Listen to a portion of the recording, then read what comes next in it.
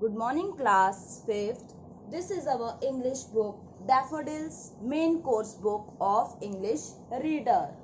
So students, हम chapter number 6 discuss कर रहे थे robin hood meets a stranger. तो लास्ट क्लास में हमने इसकी डिटेल्ड एक्सप्लेनेशन देख ली थी. आज हम इसके क्वेश्चन आंसर करेंगे. ठीक है. So let's start with our question number 1. Robin hood had to be alert, watching and listening, visiting lookout post and तो रॉबिन हुड को अलर्ट पे रहना पड़ता था, ध्यान से देखना और सुनना पड़ता था, लुकआउट पोस्ट को चेकआउट करते रहना पड़ता था और क्या करना पड़ता था, hiding place, tree branches, caves and dens. तो हाइडिंग प्लेसेस पे भी उसे जाना पड़ता था. तो right answer is A, hiding places.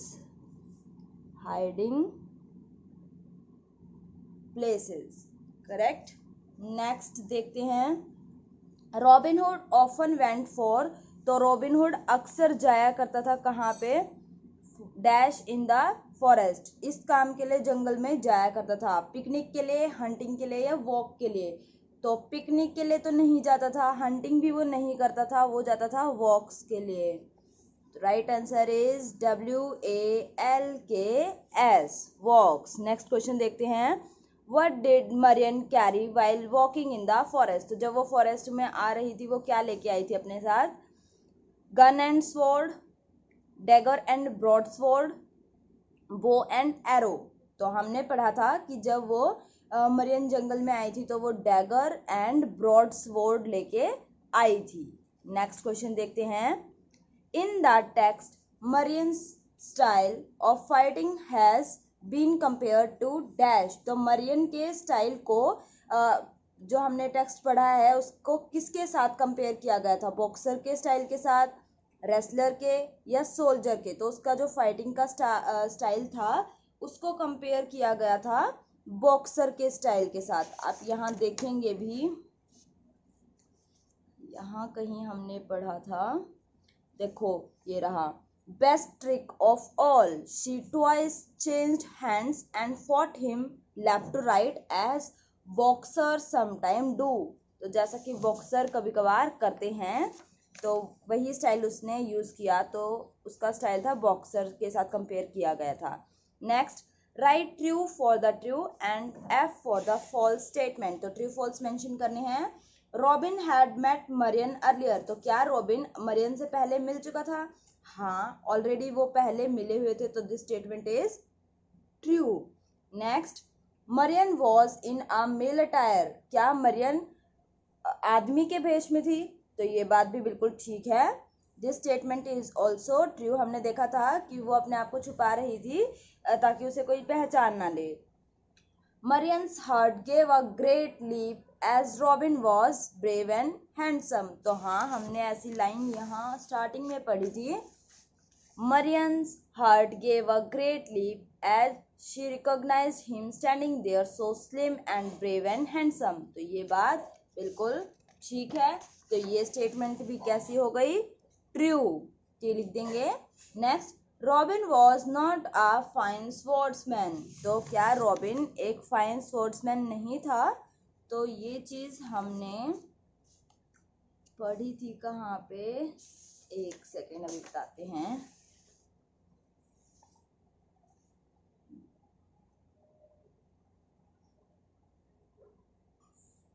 Robin was a fight sportsman. तो ये हमने बात पढ़ी थी और यहाँ लिखा हुआ है robin was not a fine sportsman. तो ये बात हो गई गलत, और गलत के लिए हमें लिखना है F, फॉल्स स्टेटमेंट है ना ये. नेक्स्ट स्टेटमेंट देखते हैं. Marion tricked robin into believing that she had come with an army. तो क्या इस तरीके का हमने कुछ पढ़ा था कि मरियन ने उसके साथ चालाकी की रॉबिन हुड के साथ और उसे ये एहसास दिलाया कि वो पूरी आर्मी के साथ आई है. तो ऐसा कुछ हमने पूरे चैप्टर में नहीं पढ़ा, इसलिए ये स्टेटमेंट हो गई फॉल्स. ऑलराइट, सो F लिख देंगे यहाँ पे. तो फर्स्ट और सेकंड क्वेश्चन हम डिस्कस कर चुके हैं. नेक्स्ट क्वेश्चन पे चलते हैं. Why did Robin Hood often go for walks? तो रॉबिन हुड अक्सर वॉक्स के लिए क्यों जाया करता था? बिकॉज उनको अलर्ट पे रहना पड़ता था, है ना, और देखना पड़ता था, समझना पड़ता था कहीं कोई लेटेस्ट न्यूज़ हो तो इसीलिए वो हमेशा अलर्ट पे रहता था। तो लिखेंगे he had to REMAIN remain alert ALERT alert WATCHING watching and listening LISTENING watching and listening, देखना पड़ता था और सुनना पड़ता था, ठीक है। To learn the latest news, तो यहाँ लिख देते हैं to learn the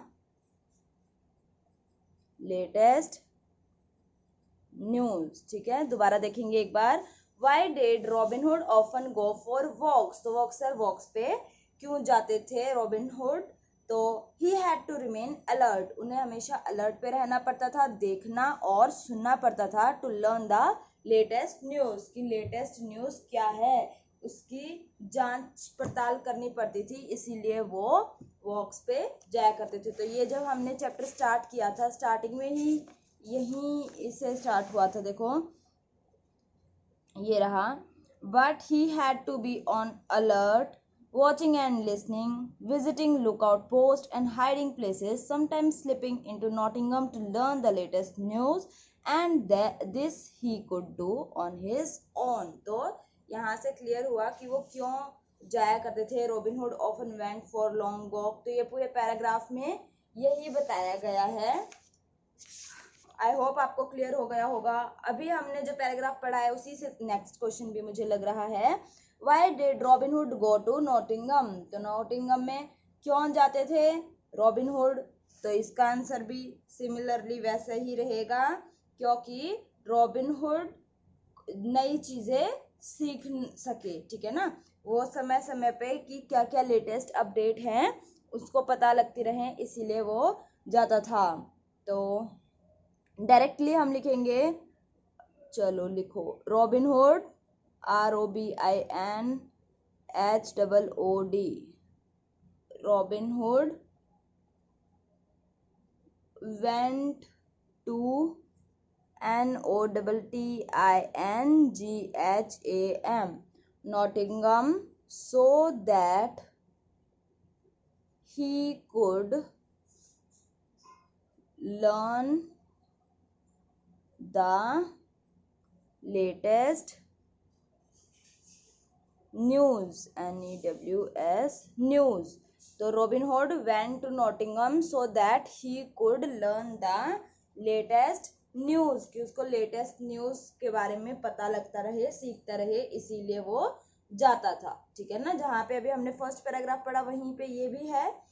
next question देखते हैं। Why did the outlaws laugh when Marian said that she wanted to marry their leader? तो देखेंगे इसका आंसर भी एक बार।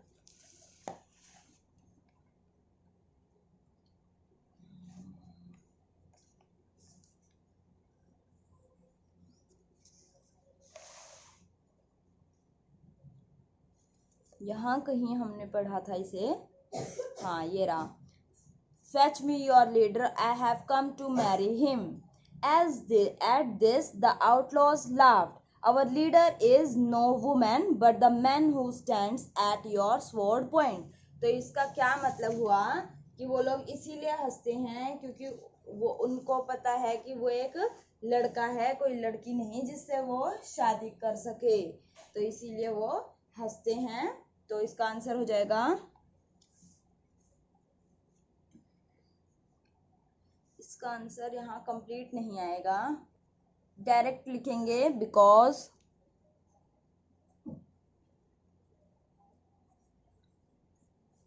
दे thought that Mariam Mariam, Mariam was a boy. उनको लगता था कि मरियम एक लड़का है, इसीलिए वो हंसे इस बात पे, ठीक है ना। Next question, do you think Robin Hood and his man were impressed by Marian skill with the sword, why? क्या आपको लगता है कि रॉबिनहुड और उसकी जो सेना थी वो मरियन की स्किल से इम्प्रेस हुई थी, और ऐसा आपको क्यों लगता है? क्योंकि वो बिल्कुल सभी इम्प्रेस हुए थे, क्योंकि मरियन ने उनके लीडर रॉबिनहुड को ही हरा दिया था, इसीलिए उनको ऐसा लगता है, ठीक है ना। तो लिखेंगे yes I think so because Robin Hood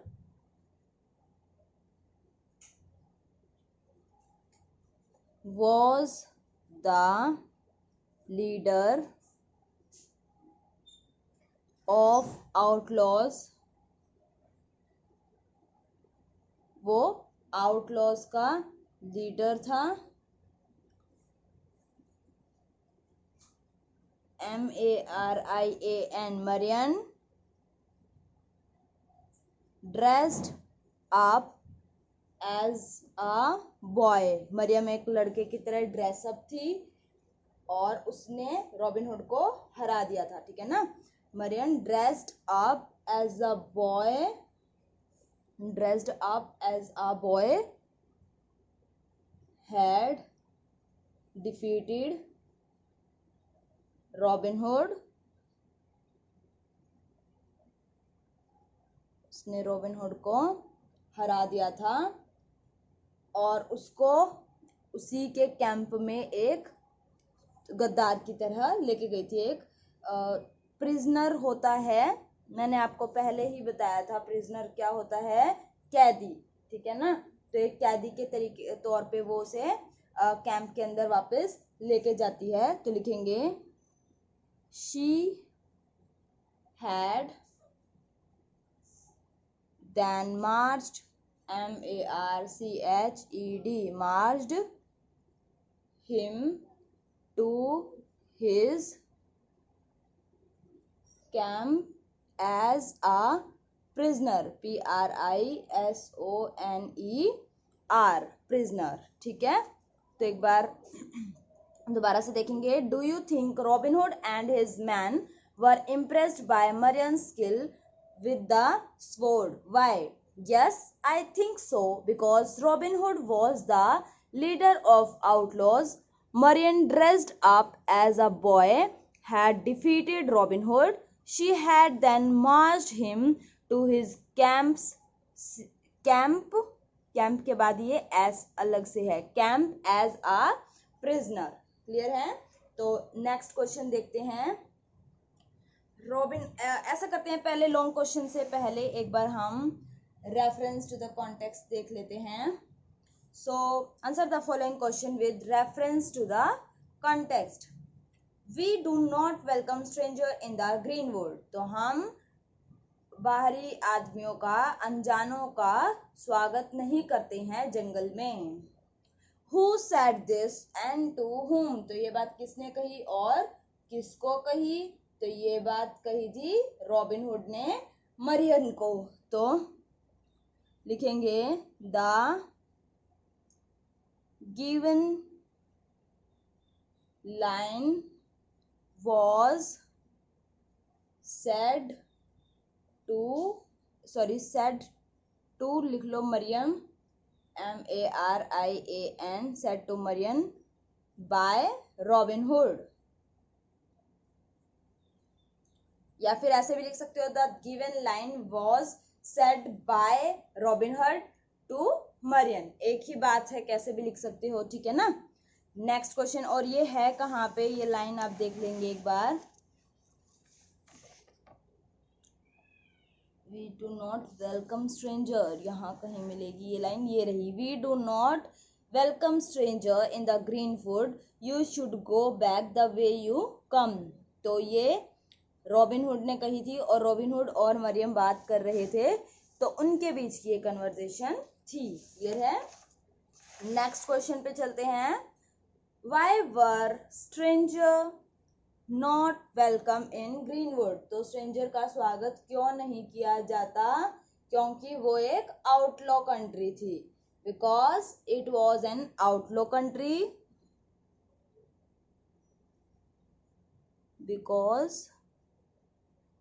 it was an outlaw country। और आउटलॉ कंट्री का मतलब ही क्या है कि वहां पे नियम कानून इलीगल तरीके से चलाए जाते हैं। तो इतना ही काफी है, इतने में आपका काम चल जाएगा। तो अब हम देख लेते हैं लॉन्ग क्वेश्चंस को। Long answer question. Robin was an outlaw, yet he went on walks alone. Do you think it was wise of him to do so? Give reason for your answer. Second का first part, robin was an outlaw yet he went on walks alone। तो ये इसने कहा कि robin क्या था, गैर कानूनी उसका राज्य था, सरकार थी उसकी, फिर भी वो वॉक्स पे अकेले जाया करता था। तो क्या आपको लगता है कि ये सही था, उसका डिसीजन सही था, और आपको ऐसा क्यों लगता है? तो इसका आंसर देखेंगे। बुक में स्पेस नहीं था तो इसको आप भी अपनी नोटबुक में ही राइट डाउन करेंगे, ठीक है? So Robin Hood was the leader. Robin Hood leader था ऑफ आउटलॉज, आउटलॉज का लीडर था। But he was a fine swordsman, हालांकि वो एक अच्छा तीरबाज भी था, उसको अच्छी से तलवार चलाने की स्किल्स थी उसके पास। And he was capable of fending off any attack, और वो इतना सक्षम था कि कोई भी उसके ऊपर अटैक करे तो वो उसका रिटर्न बैक कर सकता था। ऑन हिज लॉन्ग वॉक्स, अपनी लंबी यात्राओं पे, सैरों पे, he was always on alert and watchful. तो जब भी वो लंबी सैर पे निकलता था तो वो हमेशा ध्यान रखता था, अलर्ट पे रहता था, और उसकी आंखें बहुत देखने वाली होती थी, हर चीज को ऑब्जर्व कर रहा होता था वो। तो इसीलिए वो ठीक था, हमारी ओपिनियन में उसका ये डिसीजन ठीक था। Next question. Why did Marian want to marry Robin Hood? तो मरियन रॉबिनहुड से शादी क्यों करना चाहती थी? Because Marian found Robin Hood to be brave and handsome. Mariam को रॉबिनहुड बहादुर और सुंदर दिखाई देता था, सुंदर लगता था। She had been his pupil, वो उसकी शिष्य भी रह चुकी थी। And fell in love with him, और उससे प्यार करती थी। शी हैड वोड, वो का मैंने आपको मीनिंग बताया था, कसम होता है। शी हैड वोड, उसने ये शपथ ली थी, to return to marry him when the time was right, कि वो उससे जरूर शादी करेगी जब सही समय आएगा। तो ये था हमारा क्वेश्चन नंबर सेकंड का सेकंड पार्ट, ठीक है? तो हमने सेकंड क्वेश्चन भी कर लिया है, तो थर्ड क्वेश्चन तक हमारे कंप्लीट हो चुके हैं। अच्छा, ये हम ऑलरेडी डिस्कस कर चुके थे पहले ही। अब हम देखेंगे learning grammar. Some verbs tell you the action and express feelings at the same time. तो कुछ वर्ब्स ऐसी होती हैं जो एक्शन के बारे में भी बताती हैं और फीलिंग्स भी बता रही होती हैं साथ साथ। These are known as saying verbs. So इनको हम क्या कहते हैं? saying verbs. For example, come back later, shouted the old man. तो बाद में जरूर आना, ऐसा बूढ़ा आदमी चिल्लाया। Here shouted is the saying word. तो shouted यहाँ पे क्या है? saying verb. Underline the saying verbs in the following sentences. तो नीचे कुछ sentences दिए हैं, आपको यहाँ से saying word कैरी करनी है, फाइंड आउट करनी है और उन्हें अंडरलाइन करना है। You are an outlaw, yelled Robin. Yelled का मतलब क्या होता है? चिल्लाना। तो रॉबिन चिल्लाया कि तुम you are an outlaw, तुम एक गैर कानूनी सरकार हो या गैर कानून, तुम इलीगल हो, डाकू हो। तो yelled यहाँ पे क्या हो गया? saying verb हो गई। Next, would you like to play cricket with us, क्या तुम हमारे साथ क्रिकेट खेलना पसंद करोगे। आस्क्ड रमित, तो रमित ने पूछा, तो आस्क्ड पूछना, तो ये भी क्या है, सेइंग वर्ब हो गई। Next, why do we have to come to school every day, हमें रोज स्कूल क्यों जाना पड़ता है। ग्रम्बल्ड सेड, तो ग्रम्बल्ड होता है शिकायत करना, ठीक है ना। तो देखो एक और सेइंग वर्ड है विद डिफरेंट मीनिंग, तो आपने कभी सोचा था इतनी सारी हो सकती हैं। और देखते हैं, I left my book at home whispered Jyoti, तो मैं अपनी किताब घर पर छोड़ आया हूँ या आई हूँ, ऐसा ज्योति ने कहा। तो ये विस्पर का मतलब होता है फुसफुसाना, यानी कि धीमी आवाज में मंद मंद कोई चीज बोलना। Next, I am going to find you growled the giant, तो जाइंट शैतान को बोलते हैं, और वो कहता है I am going to find you, मैं तुम्हें ढूंढ लूंगा। तो ग्रोल्ड यहाँ पे सेइंग वर्ब हो गई, जिसका मतलब होता है गुर्राहट, यानी कि चिल्लाते हुए तेज आवाज में गड़गड़ाहट के साथ कोई बात बोलना। There is a cockroach in the bathroom screamed Shweta, scream का मतलब होता है चिल्लाना या चीखना, तो कि बाथरूम में कॉकरोच है, श्वेता चिल्लाई। I forget to bring my tiffin mumbled Mayank, तो मम्बल का मतलब होता है गुनगुनाना, मतलब हल्की ही आवाज में बोलना, तो वो कहता है कि मैं अपना टिफिन लाना भूल गया, तो ये भी एक सेइंग वर्ब है।